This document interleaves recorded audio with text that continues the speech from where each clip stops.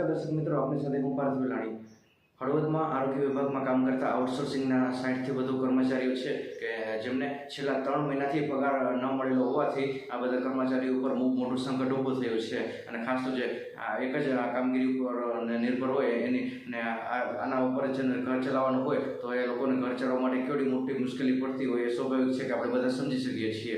અને આઉટસોર્સિંગના કર્મચારીઓ જે રાજ્યભરમાં બધા લોકો જે શોષણનો ભોગ બની રહ્યા છે મિત્રો, કે જે પગાર આપવાનો હોય અને જે કંપની દ્વારા સરકારમાંથી પગાર મળે અને એમાંથી કર્મચારીને પગાર મળે તો ઘણો બધો કપાઈને પગાર મળતો હોય છે. એમાં તો એમનું શોષણ જે થઈ જ રહ્યું છે, પરંતુ એનાથી વધુ આ જે 3 મહિનાથી વધુ પગાર નથી આપ્યો અને આવી રીતે જે શોષણ કરવામાં આવ્યું એ કેવડી મોટી જે બેદરકારી કહી શકાય મિત્રો.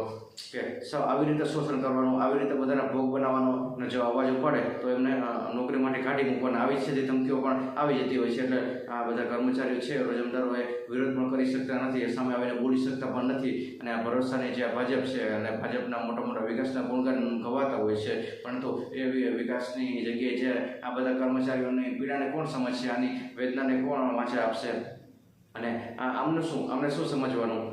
અને જે પગાર ના મળ્યો હોય તો બધા ઘર ચલાવવા માટે બીજા પાસે ઓછીના પૈસા લાવતા હોય અને એમાં ઘણા બધા વ્યાજે પૈસા લાવીને બધું ઘર ચલાવતા હોય. અને જે ઘરની જવાબદારી એ વ્યક્તિ ઉપર હોય એની શું હાલત થતી હોય છે મિત્રો, એ તો એની પીડા હોય તો એમને જ ખબર હોય છે.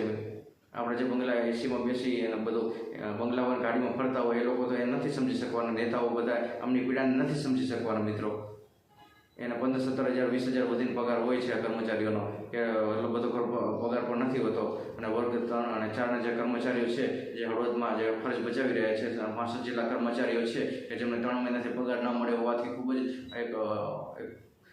એને બહુ મોટી તકલીફ પડી રહી છે.